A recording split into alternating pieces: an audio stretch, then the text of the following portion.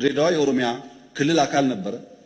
አብይ በተናገረው ባለው ድሬዳዋ የኦሮሞ ክልል ነች ያለው እሱ በህልሙ ነው ያየው መሰለ። ያ ሶማሊያ ጉጉብዲቲ አከሙካ ይፋንጋ ረንቆመሻ እንዳገሩጋ ያ ሶማሌ ጉጉብዲቲ አከሙካ እኝው ሰማሰለም ይከም ይሰላም ያቹገኝ የሚደኘረት ድሬዳዋ ሚቲ ጅጅጋኑ ኦሮሚያ ከይሰ ቱርተ intalaan siyaasa Jawaar Mohammad dhimma magaalaa Dirree Dhawaatiin wal maaliif magaalaan oromiyaa qoftiin federaala taatiidha.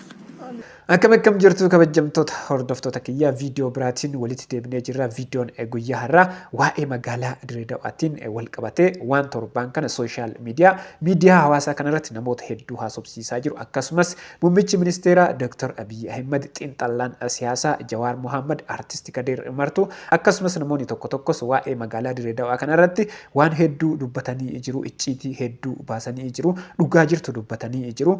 ummanni Sumaalees mormii guddaa kaasee jira. kana irratti viidiyoo kanniiniin walitti deebinee jirra. haga xumuraatitti wajjin tura. namoonni yeroo jalqabaaf gara chaanaalii kanaatitti dhuftan subscribe godhuudhaan maatii chaanaalii kanaa ta'a. namoonni haga ammaatitti subscribe hin godhin yoo jiraattan subscribe godhaa, like godhaa, isiniif salphaadhaan baay'ee na fayyada. gara viidiyootitti. magaalaa Dirree Dhawaa irraa haasa'e. Dirree Dhawaa jechuun namticha jaarsa dhiiraa haamudhii ol qullaa deemu kaloon horsiifatu maqaan isaa Dhawaa Elemoo Muudee jaamu kanaannawa ammaan tana masgiid allazii duuba gartee naannoo faras magaalaa san naannoo san qubsita naannoo sanii isaan yaamamti Dirreen Dhawaa. namichi kun nama raagu ni raaga sheekhaa miti garaadaasii miti nama raagu jechuudha. Oromoon dur raagachuu hoodachuu heera seera waa kanaatiin buluu ture mire san keessaa tokko inni nama raaguu ture. akkuma Oromoon naannoo biraatis Dirree Sheek Hussein, Dirree Qurquraa, Dirree Jaarraa gartee moggaasa adda waan naannoo san jiru moggaasa jechuudha. Oromoon sigaltee awwadaa amma wadaa waariyooti moggaasan sigaltee haramaaya harasan maayaadhaa yaaman akkasitti waan naannoo sin jiru yaamanii Dirree Dhawaati jechuudha. Dirree Dhawaati namicha Dhawaa Elemoo Muudee jaamu gosti isaa ala isaa yaamamte jechuudha Dirreen Dhawaa. viidiyoon kun seenaa gabaabaa magaalaa Dirree Dhawaati. seenaan magaalaa Dirree Dhawaa baay'ee bal'aadha. viidiyoo gabaabduu tana namoonni hubannoo waa'ee magaalaa Dirree Dhawaa hin qabne waan jiraniif akka hubannoo irraa argataniif viidiyoo kana isiniif dhiyeessuu danda'ee jira. viidiyoon itti aanu muummichi ministeera Dr. Abiy Ahmed waa'ee magaalaa Dirree Dhawaa dhugaa jirtu paarlaamaa keessatti dubbatee jira. ድሬዳዋ የኦሮሚያ ክልል አካል ነበረ በህገ መንግስቱ። ሶማሌዎች እና ኦሮሞዎች ወንድማማች ሆነው ለብዙ ዓመት ኖረዋል። ድሬዳዋ ጋር የይገባኛል ጥያቄና ክርክር ተፈጠረ። ሲፈጠር በኢህአደግ ዘመን በዚህማ አንጨቃጨቅም፣ ድሬዳዋ ከኦሮሚያ ይነጠልና ለፌደራል መንግስት ይሁን፣ ሶማሌ አንዱን ተርም ከንቲባ ይሁን፣ አንዱን ተርም ኦሮሞ ከንቲባ ይሁን ብለው አስማሙ። ይሄ ግን ህገ መንግስት ላይ የለም። ከዚያ በኋላ ድሬዳዋ ሶማሌና ኦሮሞዎች በሰላም እየኖሩ ነው። በጣም ጥሩ። ሰላም እስካመጣ ጊዜ ድረስ ችግር የለው። waa'ee magaalaa Dirree Dhawaa dhugaa jirtu akkanatti dubbatee jira. tan Oromooti kutaa Oromiyaa turte Oromiyaadhaan bulaa turte jedhee dhugaa jirtu akkanatti dubbatee jira. kanuma irraa ka'uudhaan uummanni Sumaalee waa'ee magaalaa Dirree Dhawaa kanarratti mormii guddaa kaasanii jiru.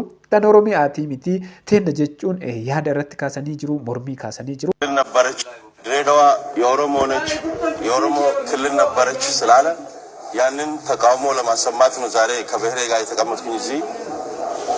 እኔ ከኔ በፊትም እንደሰማሁት ድሬዳዋ የኦሮሞ ክልል የትም ቦታ የተጻፈ ቦታ ሰምቼም አላውቅም። ከኔ በላይ እድሜ ያሉትም አባቶች እንዳስተማሩን ድሬዳዋ ኢሳና ጉርጉራ መሆኗን ነው የማውቀው። akka abbootiin keenya yookiin namoonni umuriidhaan nu caalan nutti himanittis Dirree Dhawaan tan Oromooti miti, tan Oromoo taatee hin beektu teennaa jedhaa jira. mee haga xumuraatitti dhageeffannu. አብይ በተናገረው ባለው ድሬዳዋ የኦሮሞ ክልል ነች ያለው እሱ በህልሙ ነው ያየው መሰለን ያንን ቃል እና መቼም ድሬዳዋ ኦሮሞ ክልል ሆነ አታውቅም፣ በኦሮሞ ስር ተሰራራም አታውቅም። ከዚህ በፊትም በኢሳና ጉርጉራ ነው እስከ ዛሬ ድረስ የተሰራረችው። ካሁን ከትግሬ በኋላ ቲፒኤልኤፍ ከጀመሩት በኋላ እነሱን ለኦሮሞ ክብር ስላላቸው እነሱን ጠቀማቸውና 2 ዓመት ኦሮሞ 2 ዓመት ሶማሌ ስላሉት በዛ ሰበብ ነው ኦሮሞ የገቡት ድሬዳዋን። ከዚህ በፊት ኦሮሞ ድሬዳዋ ላይ ወተትና እንቁላል ነው ይዘው የሚመጡት ከሀገር ቤት 11 ሰዓት ሲሆን ደግሞ ሃይ ስኩል ተቀምጠው በባቡር ይመለሳሉ ከመጡበት። እኛ እንደዛ ነው ያደግነው። ከኛ በፊትም አባቶቻችን 90 ዓመት ያው እዚህ ተወልደው እዚህ ያደጉ አሉ እና በጣም ነውር ነው። ያንን ጠቅላይ ሚኒስትራችን አስቦ የተናገረው ነገር በጣም ይቅርታ ማለት አለበት። ዲፈማ ዱጋፈቹ ቀባ ዱቢን inni dubbate wanti inni dubbate kun dogoggora Dr. Abiy Ahmed magaalaan Dirreedawaa tan Oromooti jechuun isaa dogoggora jedhee akkanatti dubbate jira. Yaada irratti kennee jira. Mormii taasisanii jiru jechuudha magaalaa Dirreedawaa irratti magaalaa teenya jechuudha. As keessatti wanti baay'ee na rifachiisee fi na ajaa'ibsiise jechuudha. Prime Minister biyya tokko Dr. Abiy Ahmed yeroo isa waamuyyuu kabajaadhaan isa waamne kun isa gaafachiisa. Namoonni isa mormaniyyuu namoonni isa jaalanneeyyuu maqaa isaa guutuu kabajaadhaan waamaniiti waan barbaadan yaada isaanii ibsatu. Inni ammoo kana hin goone dogoggora guddaa hojjetee jira. Waa'ee Sumaalee Oromoon Shawaa abbootiin Tuulamaa maal jedhanii sirbu beektu? Weeffanni daaree korma bishaan daakee dhugaa yaa Sumaalee yaa goggogditti akka mukaa. Weeffanni daaree korma bishaan daakee dhugaa yaa Sumaalee yaa Sumaalee yaa goggogditti akka mukaa. Weeffanni daaree korma bishaan daakee dhugaa yaa Sumaalee yaa Sumaalee yaa goggogditti akka mukaa. Waa'ee magaalaa kanaatiin wal qabateeti jechuudha. Namoonni tokko tokkos waa'ee kanarratti yaada kennanii jiru. Magaalaan Dirreedawaa magaalaa Oromoo ta'uu isii yaada irratti kennanii jiru. Magaalaan Dirreedawaadha lafa Oromiyaati.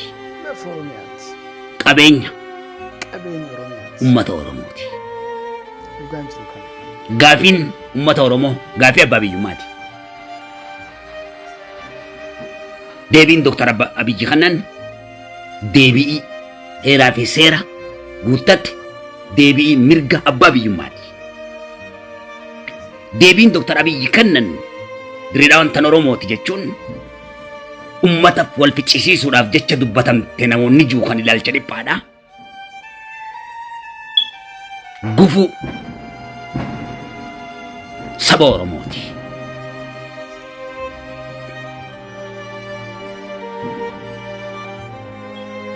Ummata wal ficcisiisuuf Dr. Abiy haqa dubbate haqni wal nama ficcisiisu waliif nama galcha malee.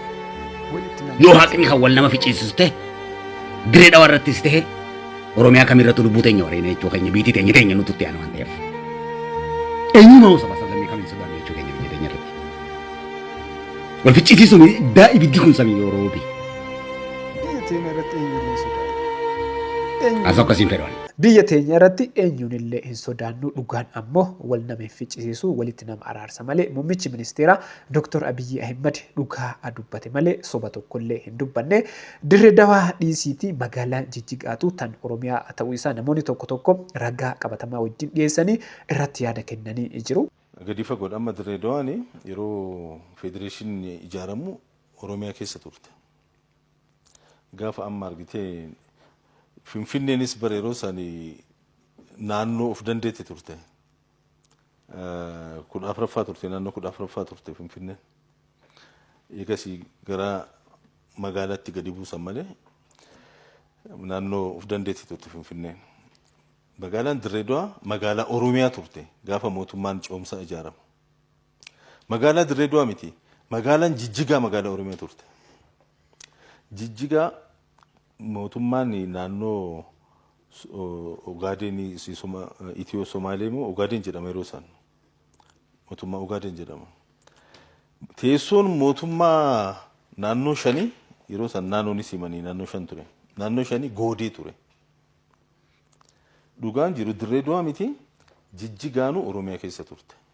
Dhugaan jiru kanuma magaalaa Dirreedawaa dhiisiiti magaalaan Jijjigaatu tan Oromoo lafa Oromoo ta'uu isii namoonni tokko tokko akkanatti yaada irratti kennanii jiru ragaa sirrii ta'e dhiyeessanii waa'ee magaalaa kana ifaan ifatti dubbatanii jiru isaan ammoo cal'isaniituma mormii kaasaa jiru.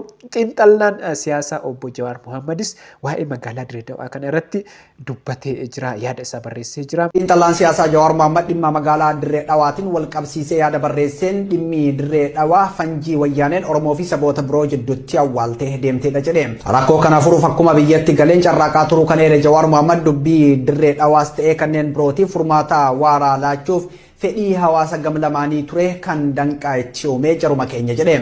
Dirree dhawaan mootummaa naannoo of danda'e isii bulchuu hin qabdu mootummaa federaalaatiin kallattiin bultii bulchiinsi magaalaa aangoo xinnaa tajaajila hawaasaa laachuutti murtaa'e qaba. Magaalattiin galii ofii hin sassaabdu federaalaatu sassaaba. Imaammata diinagdee fi hawaasaas baasuu hin dandeessu. Kanaafuu kantiibaa magaalaa sanii dirree dhawaa dabarsee kennu yookaan gurguruu dhiisii baajata ishii irrattuu murteessuu fi poolisii magaalattii ajajuufuu aangoo hin qabu jechuun Jawaar ibseetii jira.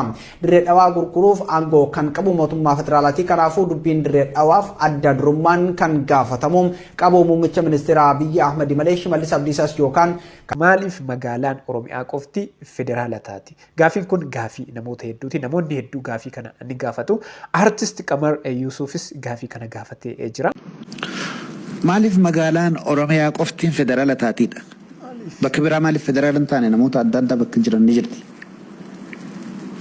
Sunilleen gaafii addaati. Kan lammataa wanni na rifachiisu nuyi amma kaateetuma Oromoo Finfinneen kunilleen yoo